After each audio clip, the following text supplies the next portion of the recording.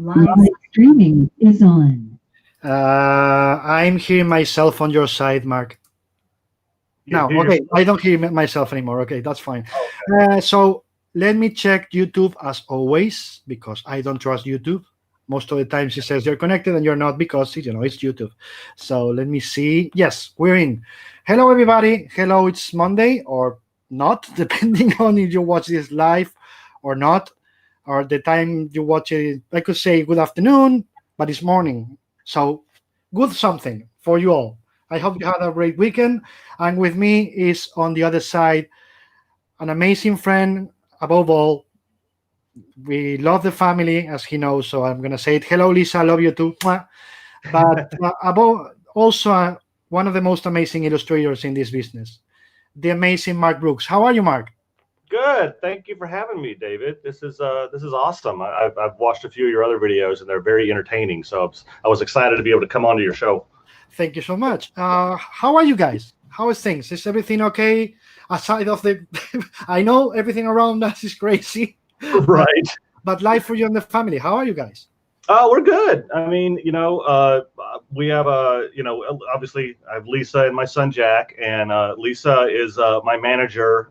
So she works from home just like I do, so she didn't have to worry about having to go to work or anything like that. And of course, my son was in middle school, but the last half of the year he was homeschooling, and now he's on summer break. Mhm. But they don't. My son is a homebody, kind of like Lisa and I. So he's got his video games and his iPad. He couldn't be happier. So we're doing well. I'm getting a lot of work done. I'm missing a lot of shows, so I'm trying to get a lot of work done, and it's been good. Yeah, that's what I was going to ask. Are you overworking? And I mean overworking in terms of not realizing you're doing it, because most of the guys are telling me that by the end of the day, you check your input and you're like, shit, I just overwork and I didn't realize what. I know you're going to tell me that life doesn't change for you very much because you're used to work at home, of course. Right. Yeah. But mentally, has anything changed in that sense that you overwork and you don't even realize it? It's overwork is not the word, because I don't feel like I'm overworking. But because like normally I have all these conventions to go to, Mm-hmm. especially in the summertime. And so my work day is normally filled up with, oh crap, I've got to leave in 5 days, so I have to get a lot of stuff done in 5 days.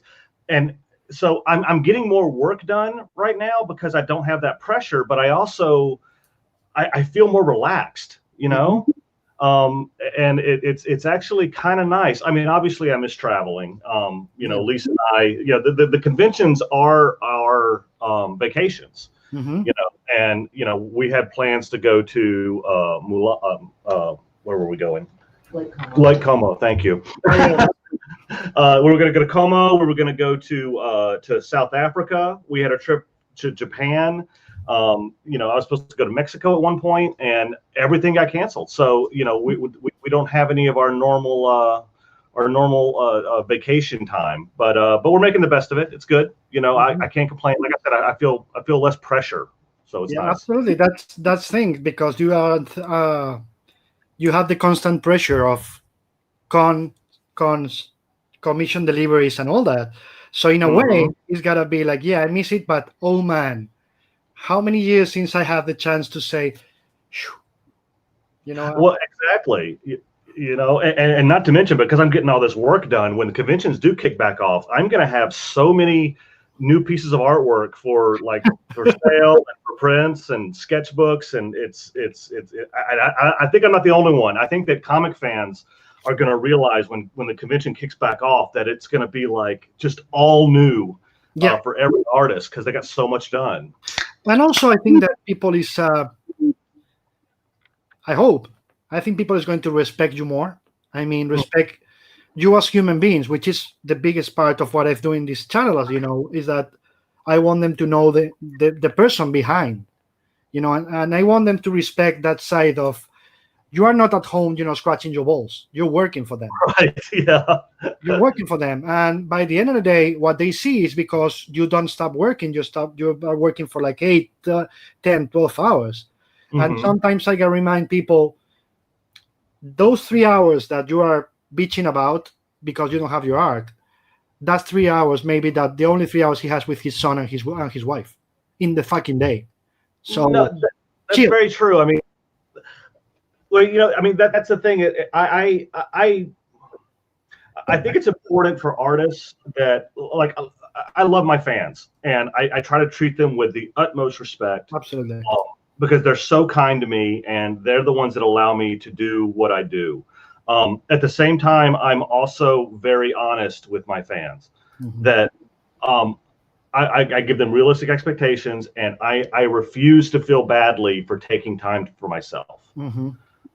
Because I think that me being able to take time for myself it allows me to be more creative and more productive when I am working. Absolutely. But the thing is, I find that most fans absolutely understand that.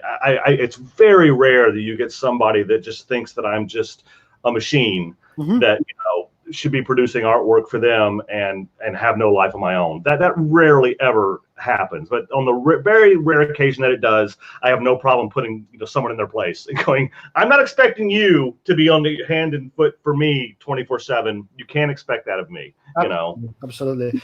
What is the thing that you miss the most with all this craziness? I mean, you miss conventions, as you said, but in my case, it's not the conventions what I miss. What I miss is hanging out with all of you. Like the after thing, the 5 minutes we get to talk. I don't know, New York Comic Con. It's so crazy, but at least we have 5 minutes to say hello, how's life, blah blah blah, or those dinners which is my example that at all times is you go to a dinner expecting to see the usual suspects, but right. then you see somebody you haven't seen in like, I don't know, 5 years, and you start talking, and it's for me those are the ones that are more worth it because you realize if I hadn't gone there, I haven't spoken to that guy who I haven't seen in 5 years. So that's the part I miss the most, like the human interaction with our peers. What's the thing you miss the most? That definitely is a big part of it.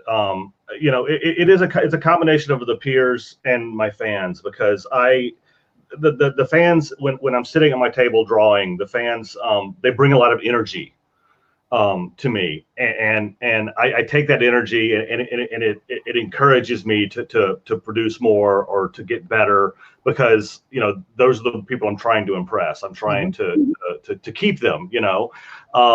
So I miss that because I can put artwork up online. I can put it on Facebook or Instagram or Twitter, and I get nice feedback and from the fans, but it's just not the same of feeling that one-on-one energy. And then I said the same thing for my peers because the number one thing we talk about, or I tend to talk about, I guess because what I do is art. I end up talking about art. Around dinner or whatever, and or when I go to their table while they're painting and or drawing, and we talk about what they're doing and their technique and things like that, and I get a big jolt of energy from that as well, and that doesn't really obviously exist that much right now, unless you're on Skype with one of your artist friends, but even then, it's not the same as that one-on-one tactile feeling of being together. So yeah, I mean, it's like I said, it's nice to not have the pressure, but I also I sometimes it's hard to find that inspiration, because I don't come home from a con going, oh man, I cannot wait to get back to the drawing board. Now it's just wake up and go, well, what are we gonna do today? Well, I guess we're gonna go and draw on my drawing board, Yeah. And aside of the comics part, what is the thing that you miss the most? Going to the movies? What is? I miss restaurants. In the last few weeks, they've opened up a lot of restaurants here, but Lisa and we're just playing it safe. So, we're until people can start acting normal, which they're not. People are acting so dumb right now that we've decided that, we will do takeout and stuff like that, which is fine. But I miss sitting down and ordering a drink and appetizers and having a conversation and, you get the buzz of the crowd in the restaurant and stuff like that. I mean, I really do miss that. What's the last movie you guys went to a theater to see? Do you remember that? Oh God, Lisa, what was the last movie we went and saw? No. You can I can't ask Lisa. Okay, you can ask. Yes. Lisa will remember. I know Lisa. She remembers everything. I can't phone a friend. Yes. I don't remember what the last thing we saw was. Was it Endgame? It had to be more recent. No, I think it was Endgame. We didn't see the recent Star Wars. We never went and saw that. We saw that at home. You did. Did I? Yeah. With who? No, I didn't. I think it was Endgame. I really do. I mean, Lisa and I, we're not big movie going people anyway. We used to be, but because of normally with convention season, that's the irony with all this. With convention season, because we're always traveling. Any weekend I'm not traveling, I need to dedicate to work, so we rarely get to go see a movie. But now I have weekends where I could go see a movie, and there's no way I'm going to go see a movie right now. So. No, I wouldn't. No, I'm asking this because it's funny that most of the people I ask, they don't remember, even if it was 3 months ago, they don't remember the movie. So it's like a lifetime away, like it's everything. So much has been happened, and we've been all clogged at home and all that. But when I tell them, you remember the movie? Most of them, even if they saw it 3 months ago, like I don't remember. Yeah, So it's so curious.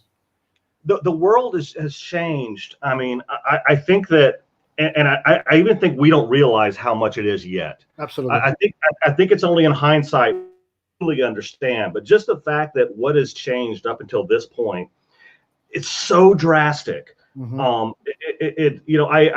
I've had this thing where I've been, anytime I talk to somebody who lived through the late '60s in America, which was like the revolution of the hippie movement and war, the peace movement.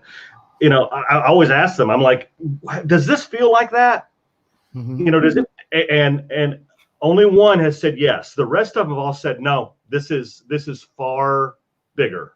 Mm-hmm. Because I think we think about the late '60s, and you see pictures of Woodstock and the peace movement and the March on Washington and all this stuff, and you think that it was everywhere, and it actually wasn't. I mean, it really was kind of mostly in the West Coast. It didn't happen so much anywhere else. Mm-hmm. But what's happening now is not only countrywide for us. I mean, we have the Black Lives Matter movement, which is very countrywide, Mm-hmm. but with the pandemic and with just the world feeling like it's in flux right now, and I do notice that the BLM movement is kind of translating over to parts of Europe. Yes. Where there's been some protests. I mean, it feels very worldwide right now, and I'm kind of hopeful for it. As much as everything seems really wrong and kind of scary right now, I can't help but have a slight feeling of optimism about what's happening. Because I think that you got to break a few eggs to make a cake. Absolutely. And I think we're breaking eggs right now, and I think that more eggs are probably going to have to be broken. But I have a feeling of optimism that something good is going to come at the end of this. I pretty much think we are in the middle of a revolution that people is not realizing. I mean, if people expect revolutions to be like they were, in the 19th and the 18th century, it's not. Revolution is technology. Yeah, technology is taking us where.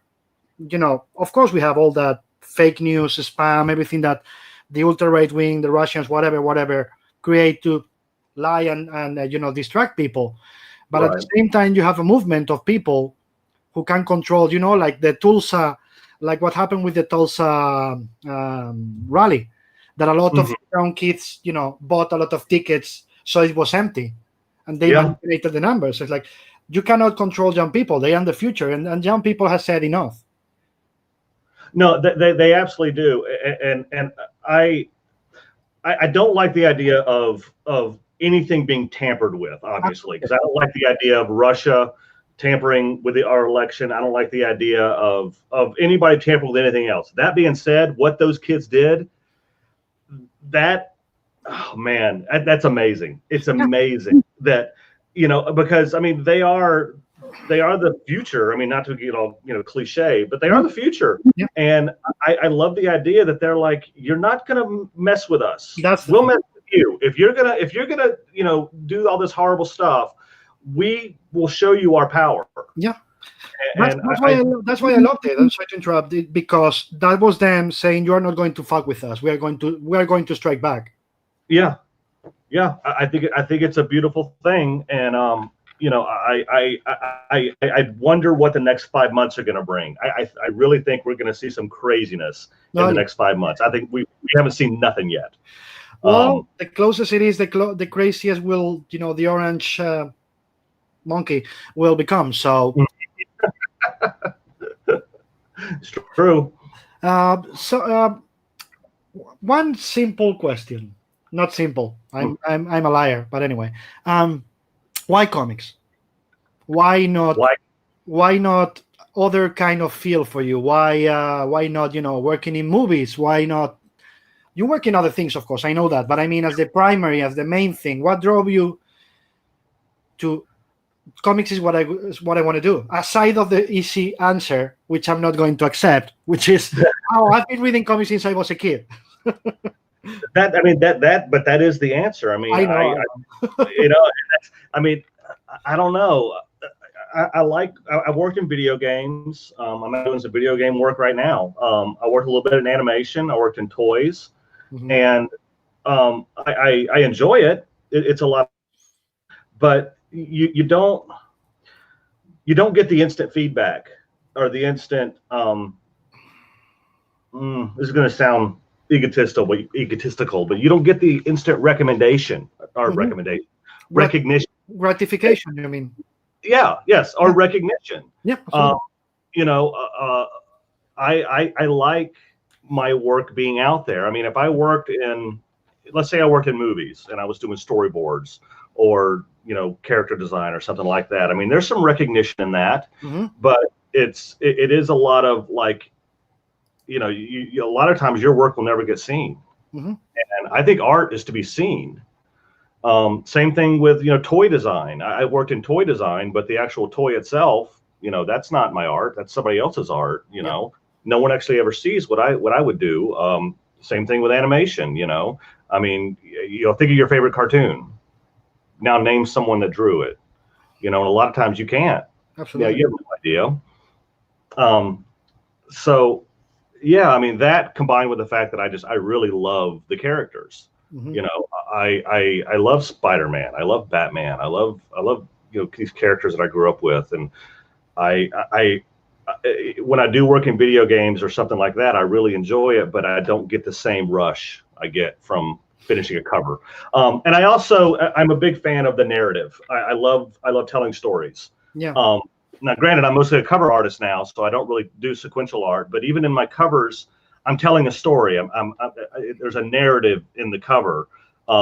So if you're working in video games or something like that, I mean, I guess you could make that same argument if you work in movies doing storyboards. But for the most part, that kind of work is not narrative based. It's just illustration based. Yeah.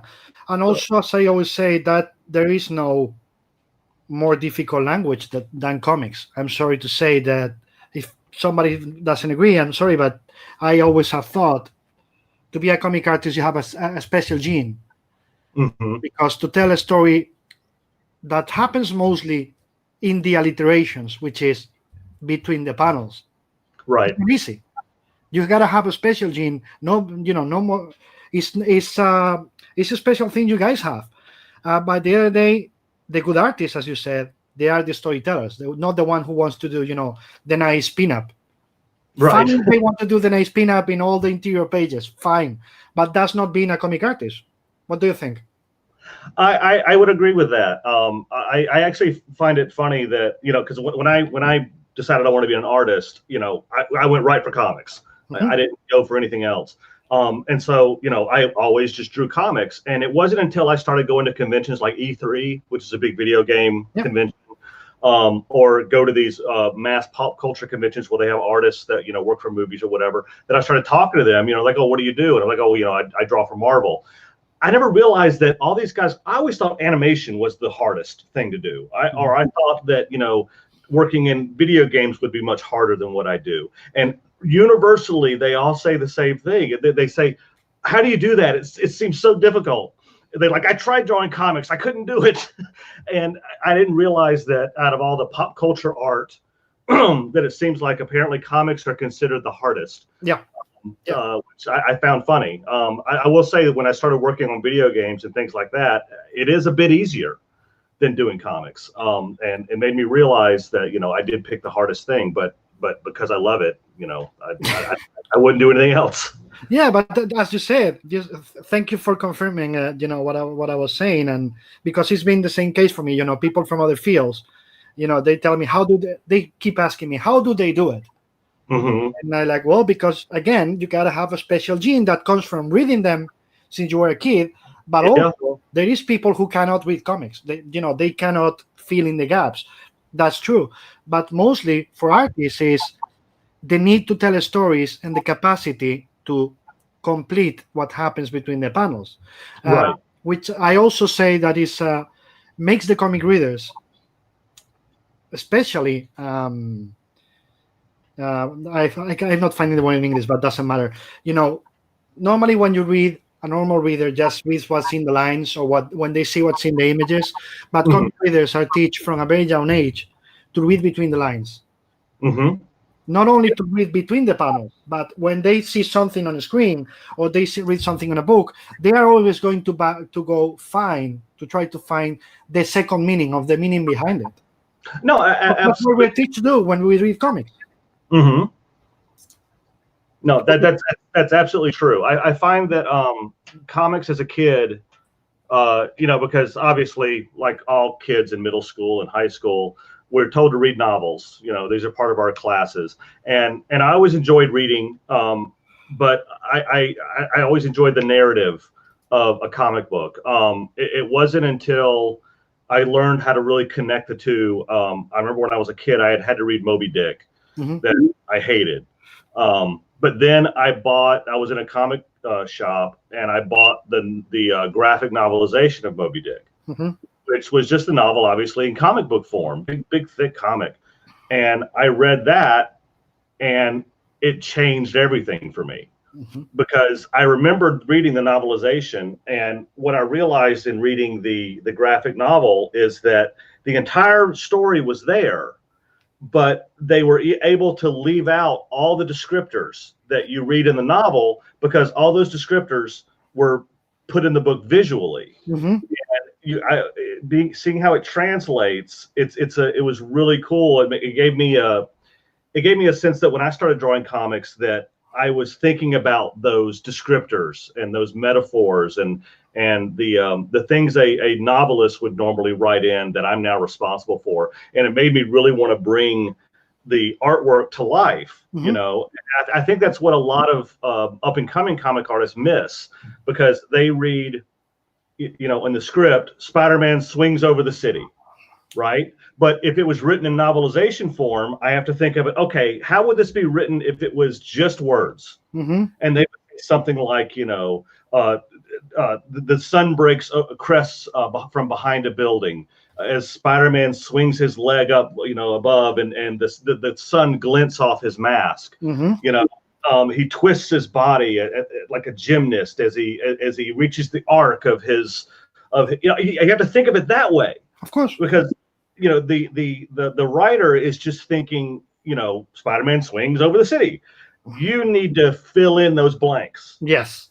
You're responsible for that. So it's not just drawing Spider-Man. You need to start thinking about the narrative of that panel.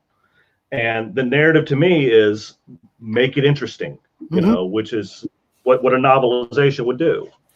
But it also is a part of, let's go for an extreme example, but how many times have you, in a cover, decided, if I use this color in the background or in this certain part of it, I'm telling a story because I'm putting a mood regarding of what they told you. Hey, you need to do this in this cover because the story in Captain Marvel, for example, is about blah, blah, blah, a star in that case or another.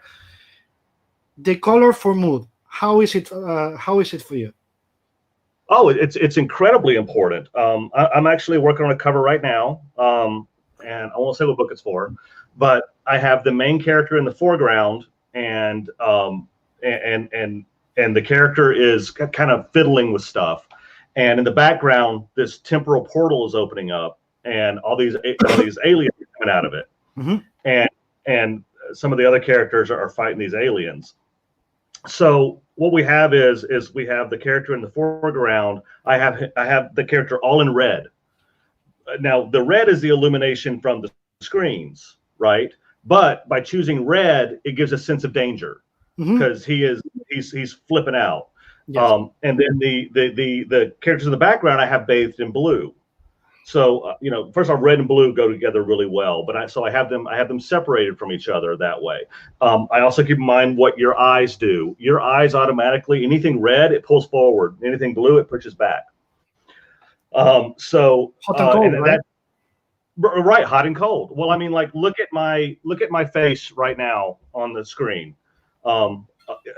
This part of my face is kind of a cool color, but down here it gets warmer. Yeah. You see that? And the same thing on your face right now. As you get like because you have a light on the center of your face, the front of your face is more cool. But as you get back towards the back of your head, it cools off. I'm sorry, your face warm, cools off. So warmth always comes forward. So anytime you want to like really push a sense of depth, always put your warmer colors in the front and your cooler colors in the back. And it will always create even more of a sense of depth. So yeah, I mean, I'm constantly trying to think of rules. There's always these rules that you want to follow or tricks that you want to put into something that's going to, really draw the eye. How many times did you break them? A lot. Kids, let me tell you one thing. To break the rules, first, you need to know how they work. Absolutely. Because many people try to break the rules without knowing how things work.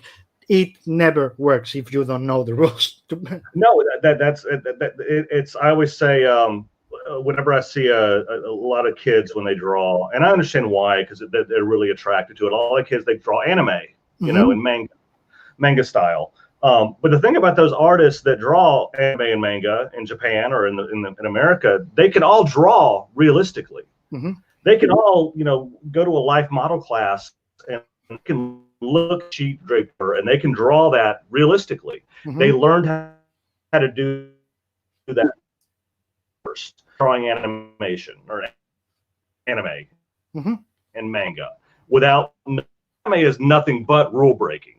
Yeah. I mean, you're just breaking every kind of rule, but they don't know the rules in the first place, and I always feel like I'm breaking their heart when they come and show me their work, and I'm like, this is really nice, it looks really good. You need to draw from real life, and you need to learn how to how to draw realistically, and then you can start drawing like this. And they're like, oh, but I don't want to do that. I just want to draw this. But I always say it's like building your house on sinking sand. You have to have a good foundation for your house, or your house will fall down. Yeah. So I'm sorry, I speak in a lot of metaphors. No. It all makes sense. Don't worry about it. But you say the metaphors and I curse, so we're good. No, but by the end of the day, what? I didn't know we could curse. Oh, absolutely. This is my feed. You know me. If I do that on the street, if you see me cursing like a sailor on the street. True. So we are a safe area. And, I always put the not for kids on the thing, so we're fine. Okay. What I was going to say is that, the other day on Friday, if you can watch it, please do. George Pratt just literally gave a master class from beginning to end. Wow. Yeah. And he's a teacher also, and he was explaining that same thing. Kids come with manga to him, and he's like, draw from real life first. Then if you want to do manga, do it, but please draw from real life. And I always tell the same story. At Paloma, my wife is, she works at ECC now, but she's an architect, and she says, when she was studying architecture, she hated when they were told, go to this square, sit down on the floor, take charcoal or pencil and start drawing that cathedral.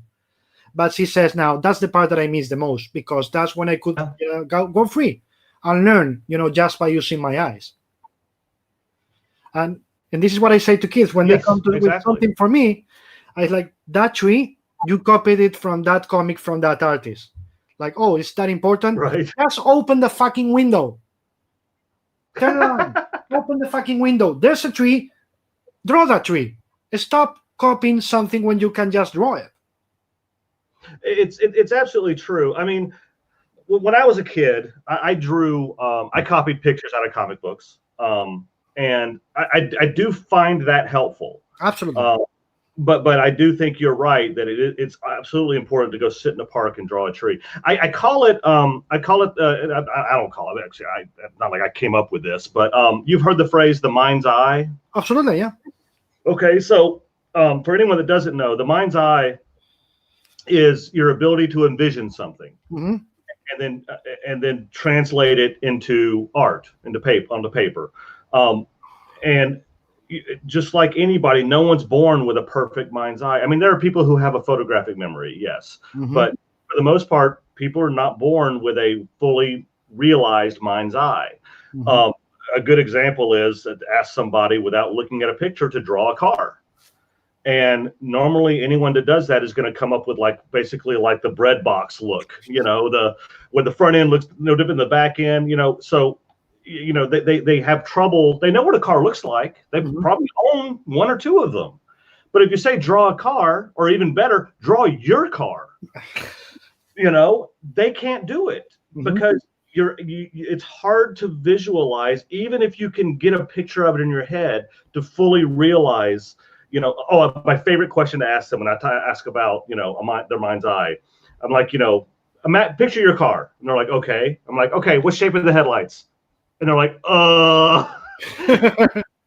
that's your mind's eye. Your mind's eye is not just being able to visualize your car. It's being able to visualize the details of your car Mhm. from knowing it. And the same thing goes for life. If I say draw a house, that's one thing. Now, if I say draw 3 different kinds of houses, it's hard for people to visualize that. So when you draw from real life, the more you do it, the more you're exercising your mind's eye. Yeah. And you will get to the point that you can sit down and on command. This comes in very handy with comics, because the number of times that you sit down to draw, and you may have to draw 100 different things on that page, to be able to realize it in your brain and translate it onto paper without looking at something is a great skill to have. But you're only going to get that from drawing from real life. Yeah. That doesn't mean that as a kid, you don't copy comics from your favorite artist, because that's also a tool, but it cannot be the only tool. That's it. Absolutely. Have you ever thought about, or I don't know, maybe you have, but I don't know. That's what I'm asking. Have you ever thought about teaching? I get asked this a lot. I have thought about it. When I was still trying to break into comics, when I was much early 20s, I actually taught art classes for kids, but it was very rudimentary stuff. I've thought about it, but I just don't know how good I'd be at it. The only thing I'd say that is because I'm so self-taught at this point that I think my methods and my techniques are completely backwards from probably what would be considered the best way to do something. That I think that I could be wrong, but I think that if I went and taught a class, I think people might leave the class more confused than when they came in. I think I might be the first teacher that literally makes you dumber after you leave. Now, what you're explaining is actually really good. It could be actually really good material for classes. In fact, there's in everything there's gotta be a theorist, who teaches you the rules and all that, but there's also gotta be somebody to teaches you to break them. It's true. So, Einstein didn't become Einstein because he followed the rules. He knew all the fucking rules, but then he said, "Now I know them. It doesn't work. I gotta break them." Right. Absolutely. So in your case, I see you as, if you were teaching, like you could have the other guy saying, "Okay, this is the rules. This is what you have to do." It's like, okay, now you know how to do it. This is how you break it. Right. To become yourself as an artist, because that's another problem with artists, as you just said, with the manga and all that stuff. Bless manga, I love manga, but that's not the point. Where they become, carbon copies. And I keep telling them, if you are not unique, I don't care about your art. Work on being yourself, because you are trying to be somebody else, or you are not worrying about finding your own personality. How difficult it was for you to find your own personality? Well, 40 that's years of your life still looking for it. no, I mean, I think we all are. I mean, I think that, I consider myself a bit of a journeyman when it comes to my artwork, and I'm always trying to learn new things and trying to, the number of things I've abandoned, Mhm. like I will work really hard to learn something, and then I'm like, okay, well, I know how to do that now, so I'm gonna stop doing that. I'm gonna do something else now. Mhm.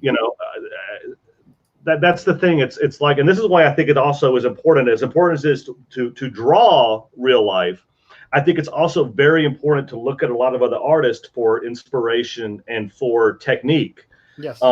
Because I think that that's another thing that I find art teachers have a problem with sometimes. I went to art school for a year, and I didn't like it very much. But one thing I noticed that I was there is that the teachers, their jobs to me, an art professor's job is to teach technique. Mhm. But I found that a lot of them were blurring the line between teaching technique and teaching style. And I think that it's incumbent on a professor to be able to separate the two, Absolutely. because I need to show you what to do. I should not be showing you how to do it. Mhm. Does that make sense? No, absolutely. Absolutely. So like, that's why I think it's important that while you have these artists going out and drawing in real life, that they have a real appreciation for other artists, but not in a style standpoint, from a technique standpoint. Yes, absolutely. Absolutely. For instance, I just did a cover where they wanted a very movie style poster cover, and so I decided I was going to do kind of a Drew Struzan-y kind of thing. So what I did was I went and looked at some. Obviously, I have a lot of art books around, so I pulled out some Drew Struzan stuff, and I was just trying to reverse engineer his technique, but not his style. So what I ended up creating was this kind of like hybrid kind of cover, using my own drawing technique, my own style, but using the painting technique of Drew Struzan. And I by doing it, I learned a ton, but I wasn't aping. I wasn't, copying anything. It was like I said, a technique. Mhm. There's a reason why in art school, when you take a painting class in art school, they tell their students to go to the museum in their town and put up an easel in front of a painting and try to copy the painting. They're not doing it to say, copy the style. They're trying to get that student to reverse engineer the technique. Because that's one of the handiest things you'll ever learn, is being able to reverse engineer a technique of another artist, because you'll learn a ton that way. Yeah, find your way to that art, but not ape that artist's way, but find your way to get to that art. Yeah, Exactly. But the end of the day, as you said, yes, our teacher's teaching style doesn't fit, because I think it should be, I will teach you the techniques, again, the rules, blah blah blah, but then you should roam free to go and find your style, because if I keep you this constricted, probably you're gonna send it all to hell, because you're not going to find any satisfaction, and if you don't, you're going to finish fine arts. And I know a lot of people who finish fine arts in college or at school that tell me the moment I started to be myself was the day I left college, because there I couldn't. I just could find, the box the teachers were telling me to follow. Right. Exactly. It's, and every once in a while you will find that teacher that, I had for that 1 year I was in school, I had one, my drawing and painting teacher that was this master oil painter. But he really encouraged us, because I was really into comic art, and a lot of other professors at the time were like, this isn't real art. You need to, go after illustration. I was like, no, I want to draw comics. And this guy was, like I said, an oil painter, doesn't read comics, doesn't know anything about comics, but saw that I had an appreciation for them, and that I was, decent at it. I wasn't good, but I was decent at it, and really encouraged me and taught me how to incorporate other things into that, which was really cool. It actually aided in the way I, me doing paint and rendering and things like that now, all to this day. And that takes me to another question. What are your favorite tools to to paint. Got And the funniest one, which are the ones you hate the most? Like, stay away from me, you demon thing. Well, I tell you what I hate the most. I hate oils. I absolutely hate oils. I cannot get them to work for me. I don't know why. I think it's just I'm a control freak the way I draw, and there's no control with oils. You really have to like know what you're doing with like, you know, under painting and things like that. It's just not for me. But the stuff what I work in now, I mean, obviously you can see behind me, I do a lot of marker work, but the way I'm working now is the marker used to be it. I would do a little bit of inking. I would do a marker the whole piece, and then I'd be done. But I'm now more and more lately, the markers have become my underdrawing. And then I go on top of that with acrylic ink, whether it be with a brush or with my airbrush. It's this stuff, actually. It's this. It's called Liquitex acrylic ink. But it's really great because it's transparent. Yeah. So in other words, let's say I render a drawing in black and white. I can take this green over it, and it'll turn my black and white rendering green, whatever spot I paint over, but leave my rendering underneath it where I can still see it. So I'll do that, and then I'll use regular, like, you know, thick acrylic. I'll use Prismacolor pencils. I'll use Faber-Castell, the polychromes. I'll use these. In fact, I would guess that I'll use gouache sometimes. I would guess that any one of my paintings I do probably has 3 or 4 different mediums in it. So I'm definitely, I would call myself a junk artist, meaning that whatever works for the piece, I'm going to use. That's what I was going to say, that I've seen you using many different techniques depending on the cover and what you want to transmit with it. I mean, if you want to send rage or epicity or epics, you know, or emotion, or something that is big, you know, like celestial or something like that. It depends on that. I guess you just change techniques on the fly because of that's what the cover asks you for. Yeah, I mean, it really is. I really am in a whatever works situation.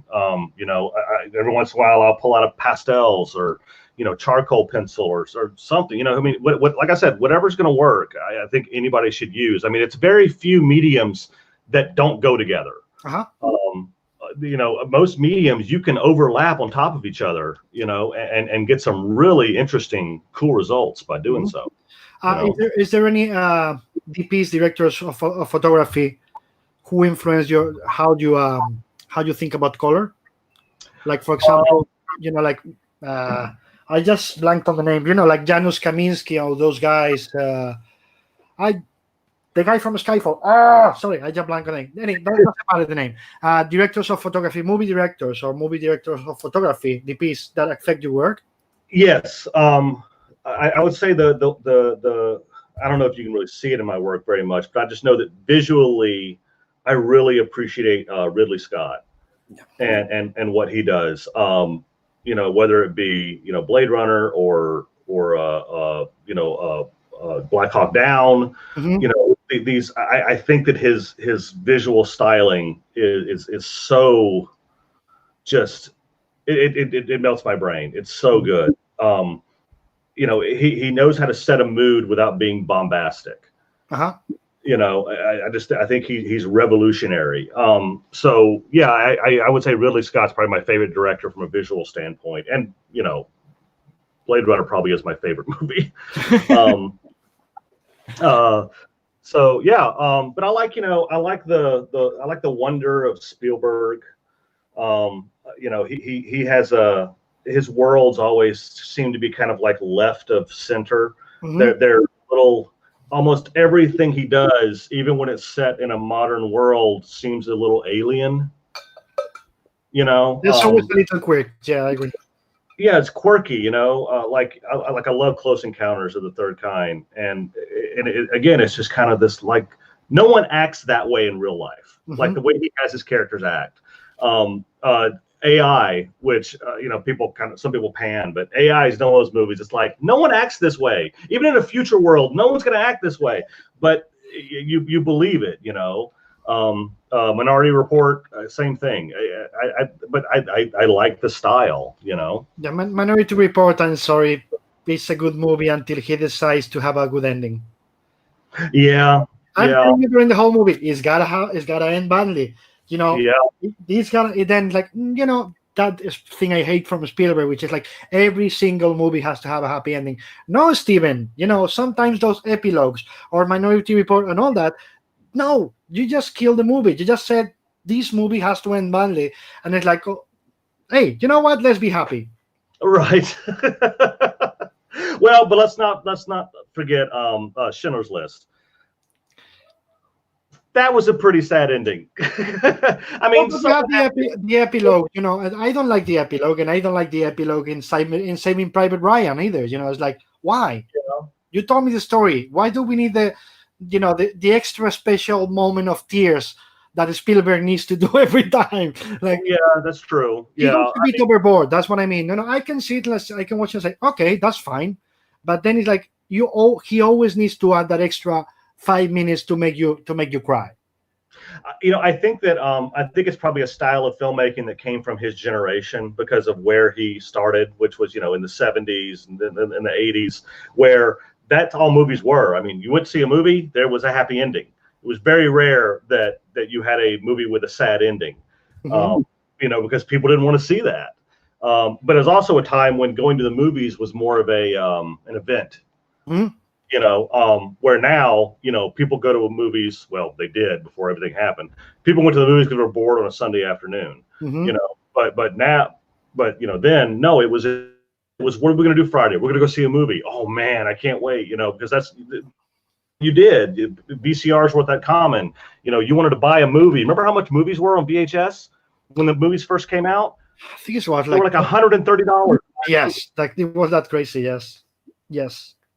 And the beta ones were even more expensive because they was like 4 machines. Oh yeah, no, absolutely. So yeah, movies were an event, but I think that he still has that mentality, that mindset of movies are an event, which I like. I mean, I think we need event movies.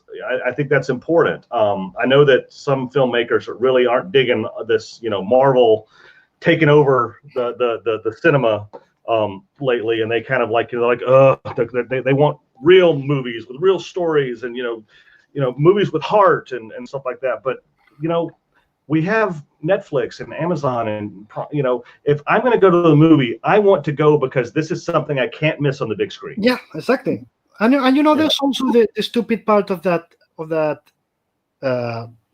complaint, which I always says, if we don't have the Marvel movies or any other events, Star Wars, whatever, studios can't pay for those small movies you love. It's true. You have Fox Searchlight because Fox makes a lot of money with other crap. You have, whatever Disney smaller studios do because Marvel and Lucasfilm. You have, Warner, whatever it's called, the small independent studios. Same thing. You need the big tentpoles. So the studios, then they have the money. Okay, I'm going to do these movies for the Oscars or whatever. But right. The real independence in American movies there's not there. You need to have the small companies, the big companies have that support small movies, and there's also training for those movie directors to then become the guy who do the tempos. Exactly, it's it's symbiotic, and they use each other. You're right about that. I mean, look at the Marvel. Like, this is what I think Marvel did so brilliantly with their movies. Is they didn't use big name directors. I mean, in some cases, they went and found like the Russo brothers. Yeah. I mean, what were they doing? They did Parks and Rec or Community or they were sitcoms. I think most Community, yes. Yes, I mean, they did sitcoms, and suddenly they're like, "What? They're going to direct a Marvel movie?" And it was amazing.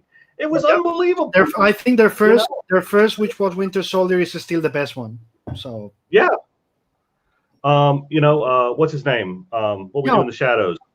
Taika Waititi, or Peyton Reed, who's doing Ant-Man. Where did they come from? All those guys. Yeah.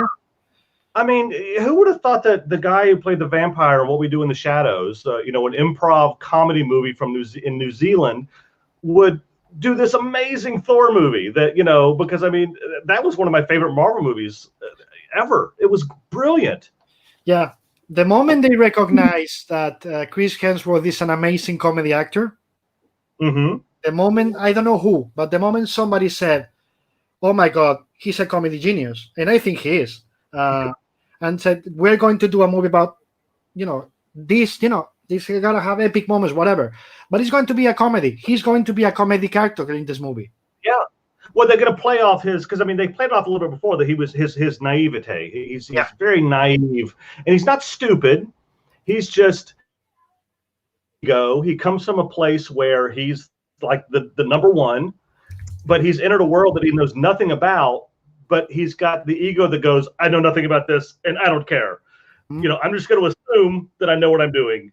But I'm also very good natured and very happy. He's got kind of a ha ha ha ha ha kind of, and it really works. Because like you said, he's really funny. Yeah. I don't know if you follow him on Instagram, but he posts up these videos. Have you seen the video he posted up? And it's him flying somewhere. So he's on the plane and he's videotaping himself, and he's like, "Oh, I'm going to this city, and I can't wait to meet all the fans, and I'm sure they can't wait to meet me." And it shows him off. And he gets off the plane, and he's walking around to people, and he keeps holding his hand out to shake their hand, but he does it like as they're turning away. So it's these videos him going, okay,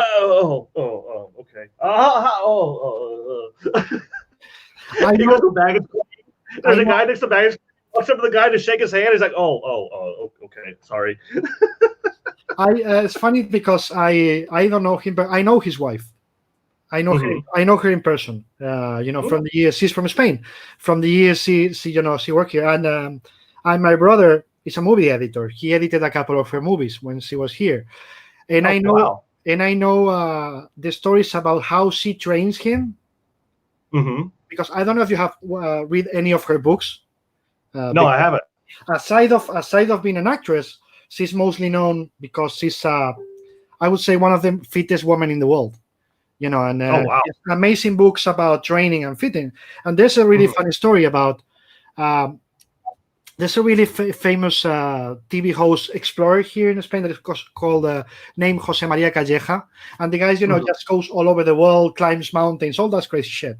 And the guy took Hemsworth and his wife to climb the Everest. Do you know the story? What? No. Okay, so Mount Everest. Mount Everest, yes. Her name is Elsa Pataki. Okay. You've seen her in the Fast and Furious movies? Yeah, no, I know who you're talking about. I've seen her, on his Instagram. She'll pop up. So the thing is that he took there to climb Mount Everest, and Hemsworth was like, "You gotta do it," and she could do it, but there was a time when he couldn't continue, and they had to take him down because of the blood clots, etc. So he couldn't end. He ended, and she went all the way to climb Mount Everest. She peaked Mount Everest. Yes. I had no idea. That's amazing. Just try to find her books. It's let me see. Wait a second. Paloma, ¿tienes el libro de la pata aquí por ahí? ¿Me lo pasas? El que quieras, el que tengas a mano. Paloma has them all. Yeah. Oh, wow. This is the most best-selling book of the year in Australia, believe it or not, in the last year, because they live there. But anyway, that's funny because people doesn't know. They see them on Instagram like training, etc., and they think she's broken or he's the one. No. She's the fittest, and she's the one who trains her. Yeah, I know. I watch his workout videos sometimes, and I'm like, I wish I had that in me. I don't. I certainly don't. Not even.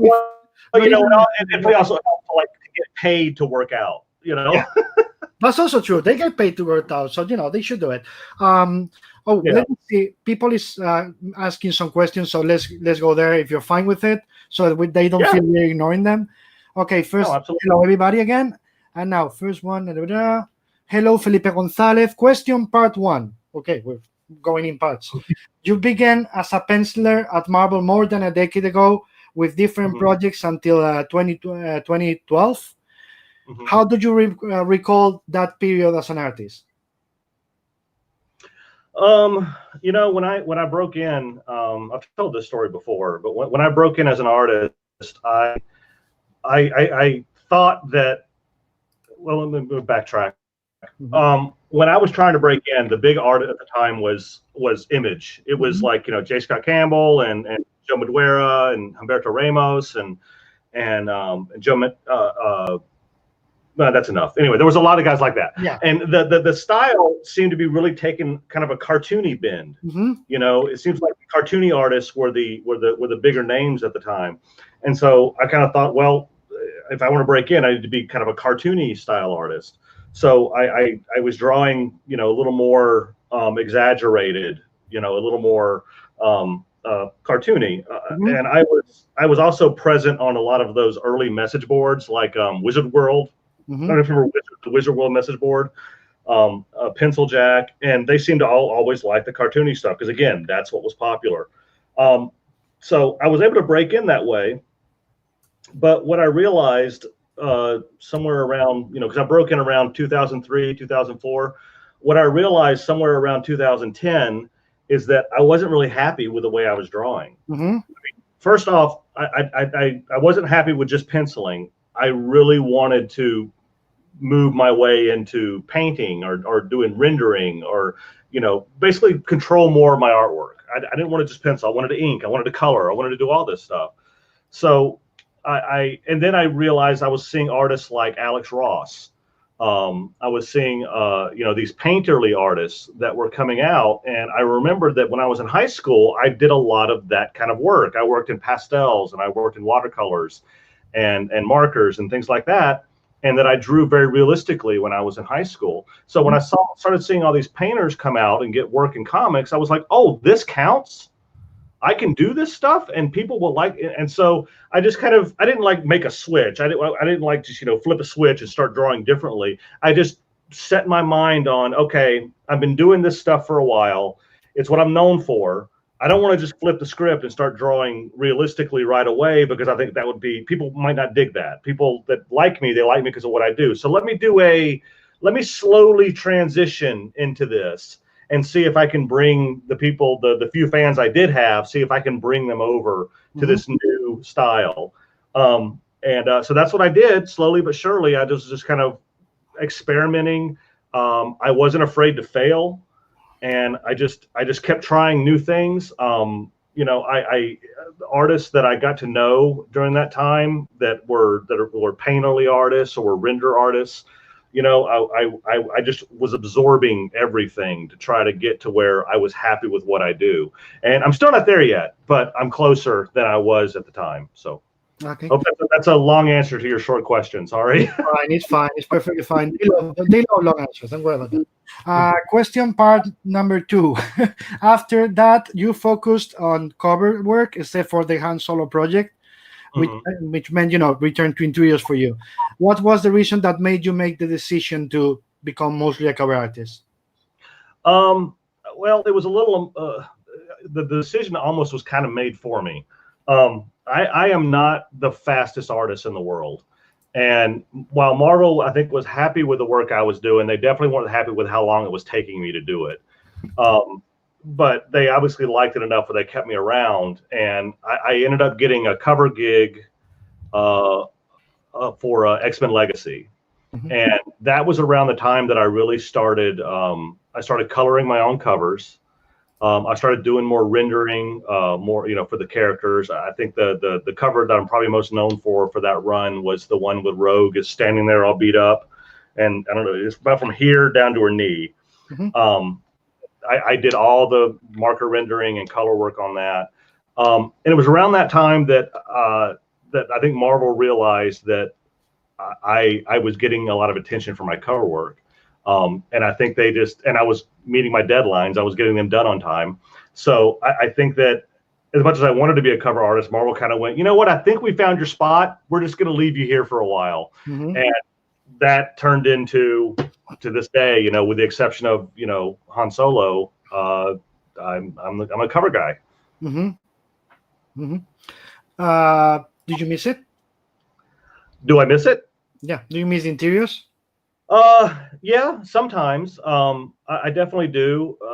I'm still not much faster because I'm still, like I said, I'm kind of a perfectionist. I'll give you an idea. That Han Solo book I did, it was 5 issues. It was 100 pages. It took me 10 months to do that. Mm-hmm. So you're looking at like, one issue takes me 2 months to do. So yeah, I'm just not fast enough. I'd be good for like an annual or a mini series, and I wouldn't mind going back and trying some. And I want to do a creator own something or other at some point. So Mm-hmm. hopefully I'll do that. The next time I do sequentials probably will be for a creator own. Yeah, that we will get there. We'll get there. Yeah. Okay, no, but we'll get there now since you mentioned it. How much are your guts telling you, especially in this time? Because a lot of artists are telling me, artists and writers are telling me. Let me say it this way: the best definition was Lee Bermejo. Mm-hmm. I was asking him about this and says, "Look, until now, until all this pandemic started." You saw the hill and you knew there's a precipice behind it. I was like, that seems dangerous, that looks dangerous, but like now with every passing moment, the hill looks more and more attractive. Just like something that is changing the wiring in your head, that is telling you, if I have to make the change, now is the time to do it, or in the near future. Is that how you're feeling about create your own? You know what? Not really. I mean, I have ideas. I've done a couple of pieces that were, that are moving towards this, but I really haven't had that kind of like feeling because I have a lot of work on my plate. Work never really slowed down for me. The only difference was, obviously not going to conventions, but I still have the same amount of work, and in some cases, more work than I would technically need. So yeah, no, I haven't really been thinking that way. But I think that people like Lee, who seem to do more of those specialty projects Mm-hmm. than I do, Lee does do sequential work. Mm-hmm. So I think that his brain does move more towards that storytelling, telling his own story kind of thing. Whereas, I get to, what Brian Stelfreeze put it best. Mm-hmm.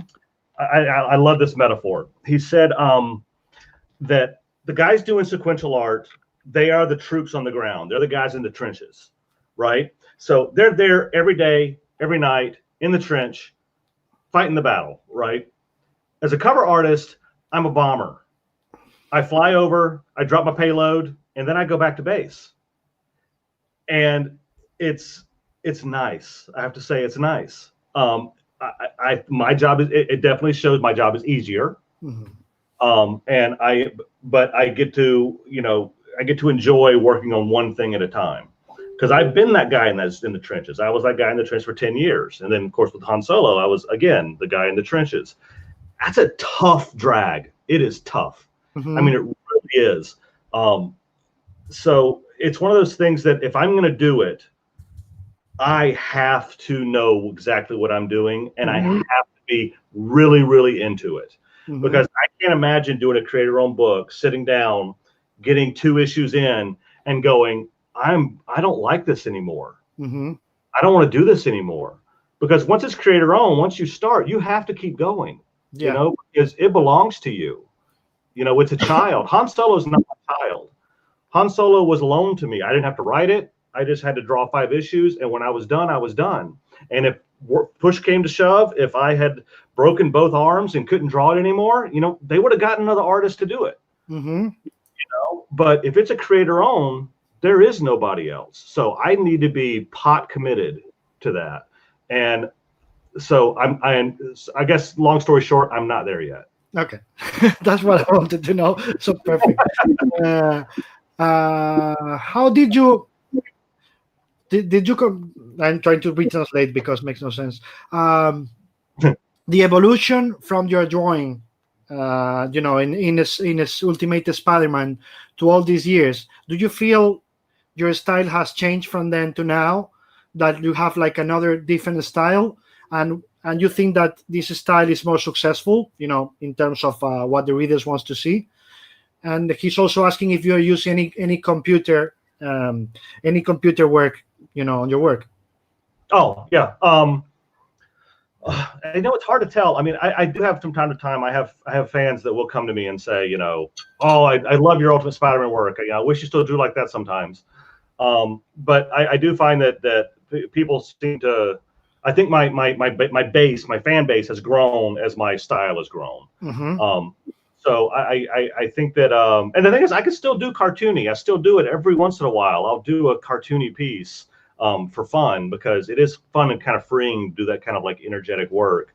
But yeah, I think the fans have grown with me, Mm-hmm. which I definitely appreciate. But as far as computer work, I'm actually talking to you right now. My camera is attached to my Cintiq right here. I pencil on a Cintiq in Photoshop. And then what I'll do is I'll print it out in non-photo blue, and then I'll do the work. In fact, I can show you. You want me to show you? Yeah.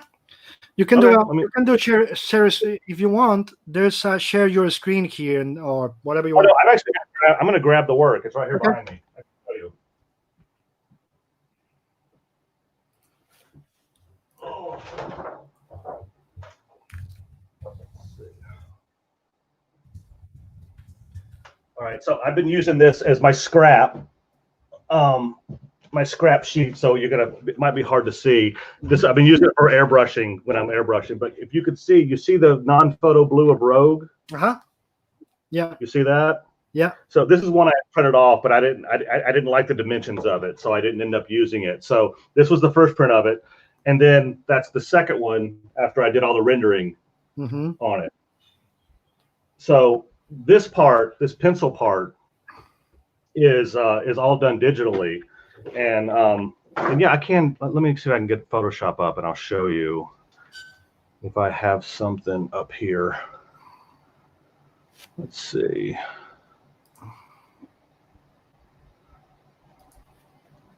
And I'll show you some pencil work. File open. Sorry, I know this is boring. No, it's not boring at all. They love this, believe me.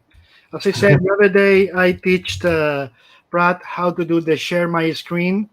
And the moment he saw how to do it, like, oh my god, this is good, and he started and just gave a masterclass, showing his work. Believe me, people love this.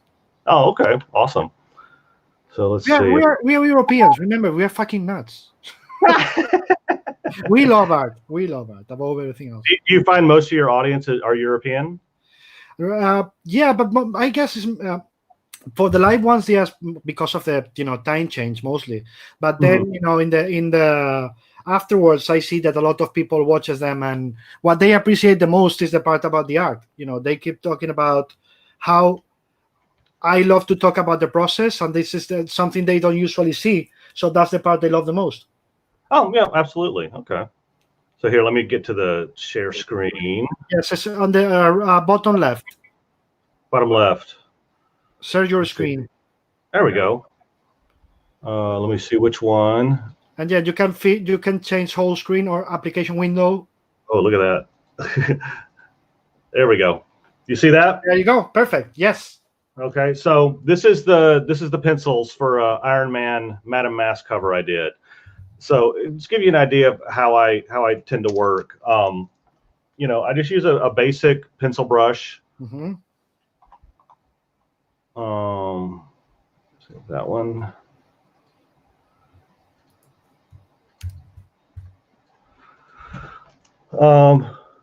Yeah, so I mean, there's not much to it. I normally will have a separate layer. This is flattened already, but I normally will have separate layers. I'll draw the characters on separate layers, so that I can move the characters around. So I can position them better. But yeah, I mean, it's pretty basic. I mean, I'm just drawing like I would draw normally. So there's not much to it. But then once I'm done, I can take it and I can convert it to non-photo blue. Let's see, I'll do color balance. And then I'll do hue and saturation. I'll lighten this just a ton, like to that. Image adjust, and I'll do color balance one more time. Again, blue, blue. And at that point, it's ready to print. And that, I print it off so it looks just like this on the paper, and then I can start my rendering. That's amazing. And this is the only thing you use to I mean, you use computer for this, but then you don't use it for finishes or anything else? Generally not. I mean, from time to time, I'll do like a lighting. Mm-hmm. Let me see. I'll give you an idea. Hold on. I had to move that over so you guys can't see things that I'm not supposed to show yet. Yes, don't worry about it.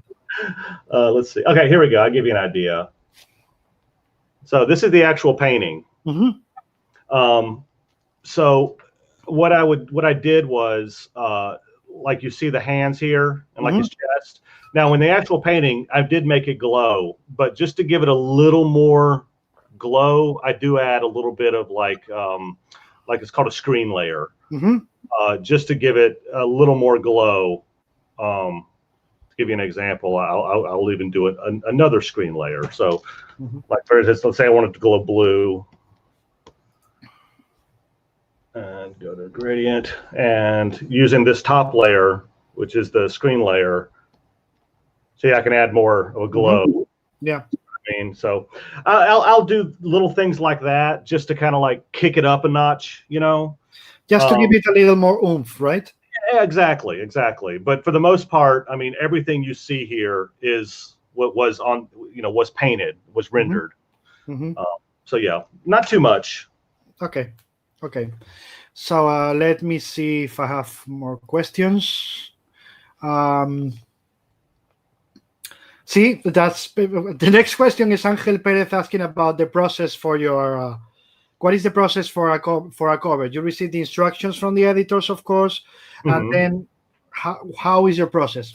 As you guys just saw, process starts with the computer, then the blue pencil, and then.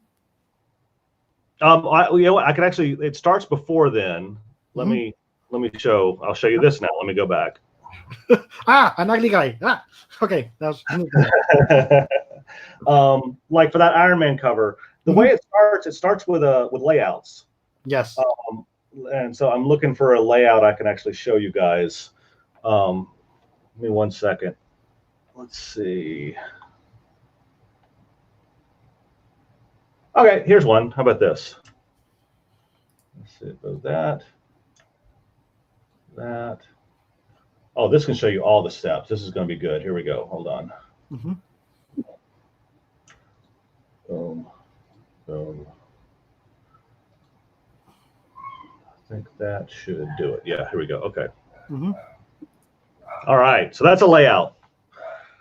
My layouts are really, really rough. I generally do them in color, and mostly I'm doing that for me, just so I can kind of see how the color is going to go. But, like for instance, with this one, the only note I got from Tom Brevoort was he wanted me to do a World War II Captain America. So I said, okay, cool. So I came up with the battle scene. I decided to put Namor in it. And again, the only thing I'm trying to convey to my editor with this is I'm trying to convey a sense of the idea. I'm not trying to tell him exactly what I'm going to do. I'm just trying to give him a general idea so he knows kind of what to expect once the cover's done. So this will be the layout. I sent this in. The notes I got back were no swastikas. Which was understandable, especially in the day and age we live in. So I said, no problem. I said that, I pushed a little bit. I said, can I use the German cross? And they're like, no, you can't use that either. So I found a way to hide all the I wanted to make them look like Germans without including all the Germaniness, of World War II. So that's the pencils I came up with. So you notice they look like German soldiers, but you don't see any kind of markings absolutely anywhere. So yeah, I did this. I decided I wanted to do the logo by hand. So I got a copy of the logo from one of the old Marvel comics and put it in here. And then, of course, I turned this non-photo blue the way I showed it to you earlier. Yeah. And with this one, I rendered it in gray first. So this actually, yeah, it's warm and cool grays. Yeah. So what you're seeing here is a little bit of ink work, a lot of marker work, Mhm. and it's actually this logo, everything you see up here, this was all done by hand. Mhm. This was all done in black acrylic. So this took a while to do. I had to Yeah. get all. It wasn't easy, but yeah, Yeah, you look I through can imagine. on here. So yeah. So in this case, yeah, I didn't do the hand coloring. I just did the hand rendering, Mhm. and then I scanned it in, and I colored it in Photoshop. Mhm. So obviously, I added the reds up at the top. I added the all the colors in Captain America, and I did kind of a muted green and gray down here at the bottom because I really wanted Captain America to stand out. Uh-huh. And then I used some other filters to make it look. You see this aging I did on the sides. Yeah, Because absolutely. I wanted to look like an old beat up comic book from like the 40s. Mhm. And there you go. That's the full step. I'm sorry if that was boring to anybody, No, but but no, absolutely not. I love it. They love it. Believe me, it's not boring at all. It's absolutely the opposite. awesome. Felipe Gonzalez asks, are you thinking about publishing your sketchbooks, black, blue, and red, in a single book? Maybe a compendium published by IDW or Dynamite or any others? I would love to do that. I don't think IDW and Dynamite can do it because the books contain properties from Marvel, DC, Yeah. Disney, Star Wars, everything. So I don't know how that would work rights wise. I would love to, and I hope I'm able to at some point, because I think that doing them all three together as one big book. I think I want to put out one more sketchbook, and then once I do that, hopefully have all four of them put together into one large compendium. Okay, then Angel Perez asks, how about Villeneuve's version of Blade Runner? That is Blade Runner 2049. Both of you, David and Mark, liked it, or you think it's only beautiful panels but an empty script? I will let Mark answer first. I loved it. I absolutely loved it. Me too. Yeah. No, it was one of those movies that. That's how you understand, Angel. Denis Villeneuve is God. Everything he does is amazing. It's true. Yeah. It's one of those movies that when it came out, I went and saw it in the theater, and I was walking out of the theater and I went, that was amazing. This movie's not going to do very well. Yes, absolutely. Absolutely. I was like, this movie it's too slow and it's too deep for the general movie audience. But I'm so glad they still made it. I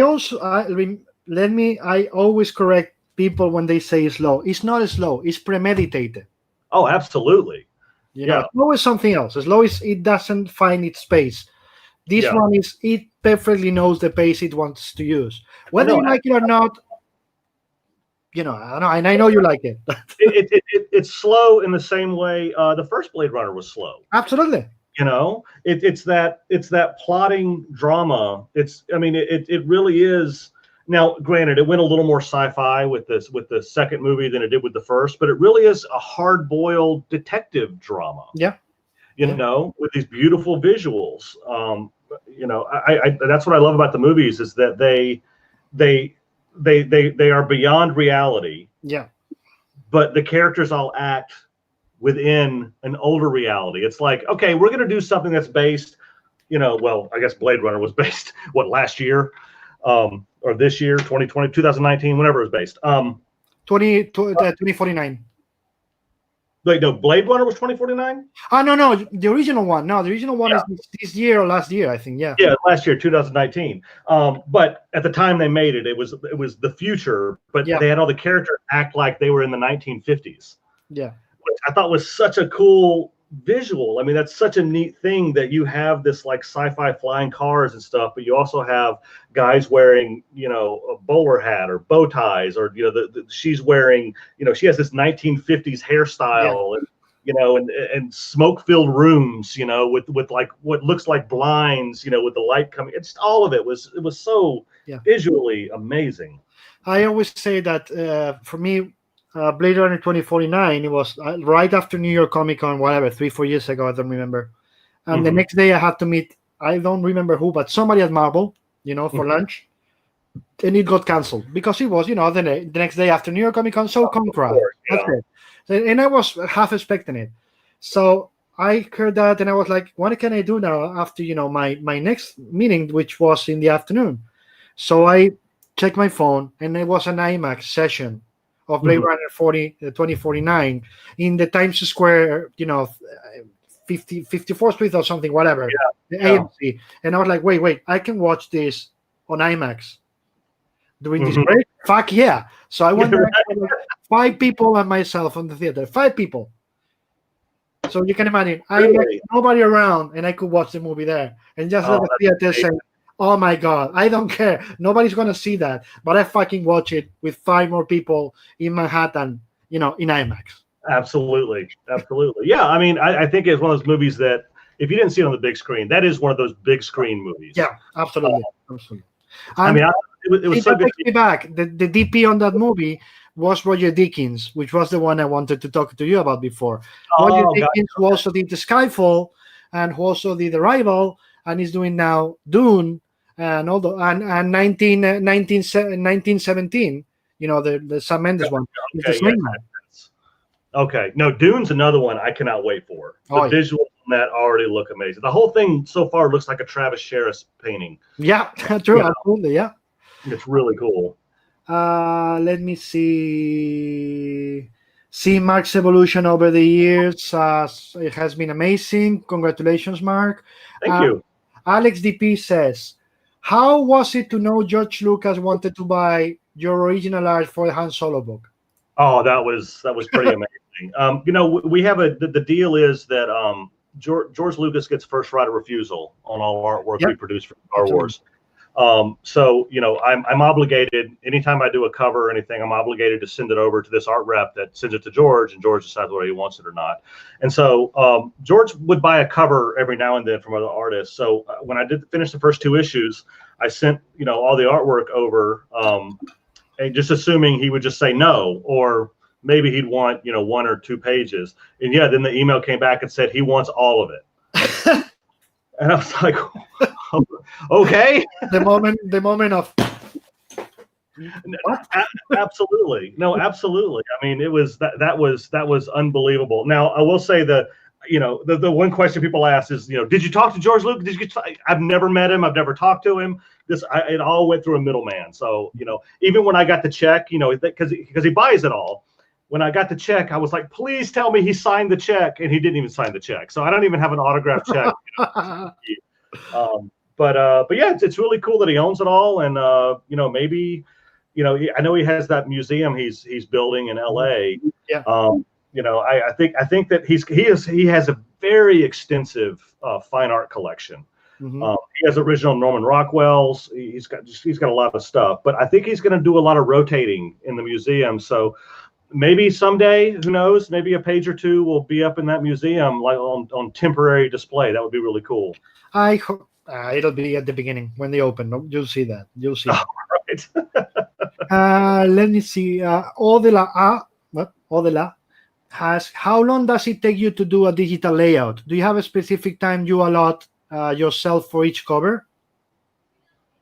The layouts are super duper quick.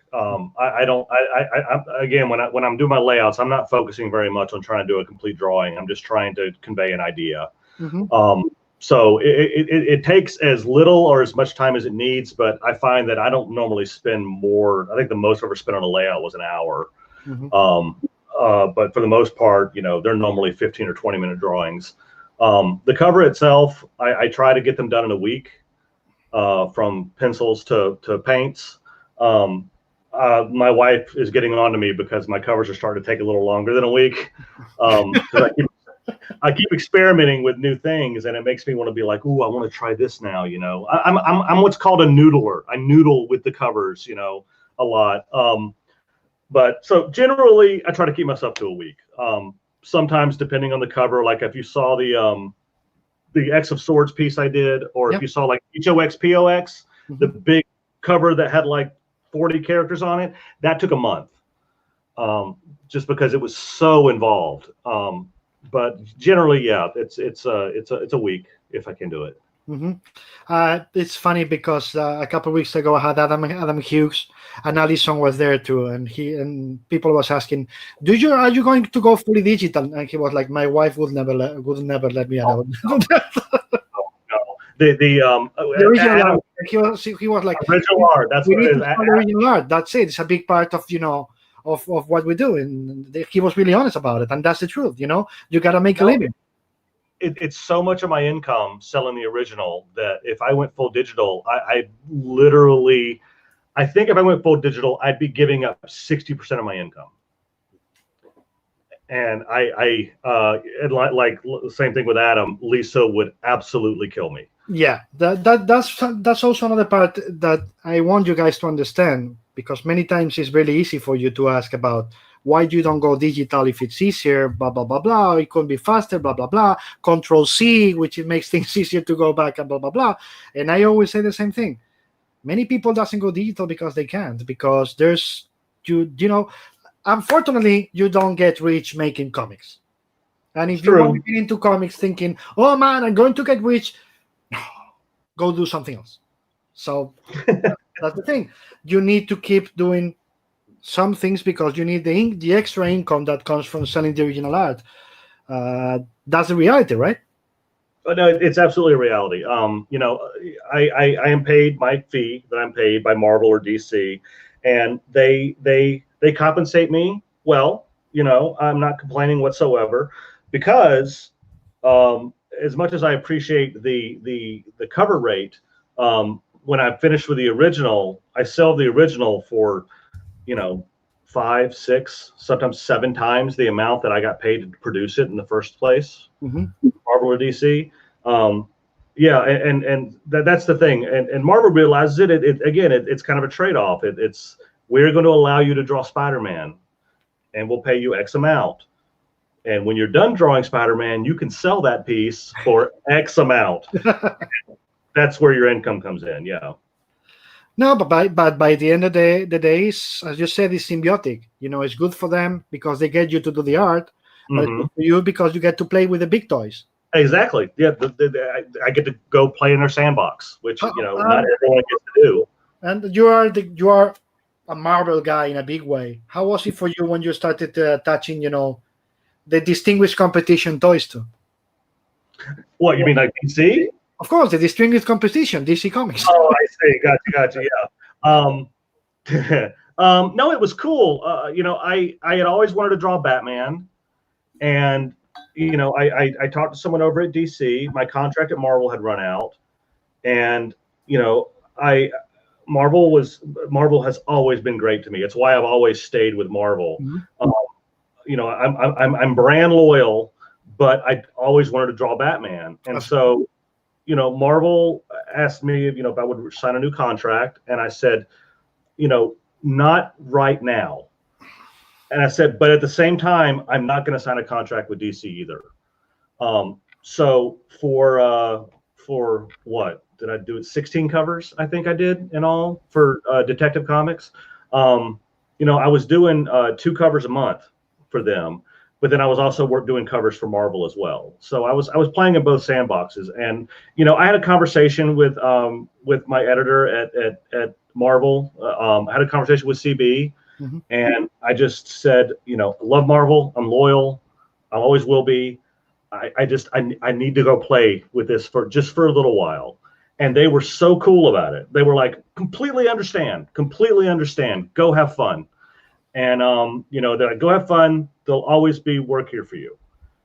And they were really, really cool about it. So I did my 16 covers of Detective, and had a blast doing it. And when it was over, I just went, all right, I'm back at Marvel. Yeah. And I'm still doing stuff for DC now and then. I actually have a couple of covers I'm doing with them now. So it's been really nice that both companies have been nothing but generous and kind to me. And I don't have a bad word to say about either one of them. And if you know CB, when you tell him I need to do Batman, CB is not gonna be like, no. CB is gonna say, I get it. It's Batman. That's CB, Absolutely. I mean, that's the thing. I mean, I grew up reading, as a kid, my stack of comics was all Marvel. It was X-Men, it was Avengers, it was Iron Man, Hulk, it was, every X-Men book, New Mutants, X Factor, all that, and Batman. Of course. So, Marvel's where, as a kid, is where my heart was, and Batman. So that's why I had to go for it. But by the end of the day, there's everything and Batman. Mm-hmm. Batman is there. Like It's the true. most iconic character. You can say a lot of Marvel ones, but by the end of the day, you turn around and like Batman. It's Batman. Anyway, my friend, we've been at this for like 90 minutes already, like an hour and a half. You have a family, you have a life. I gotta get back to work.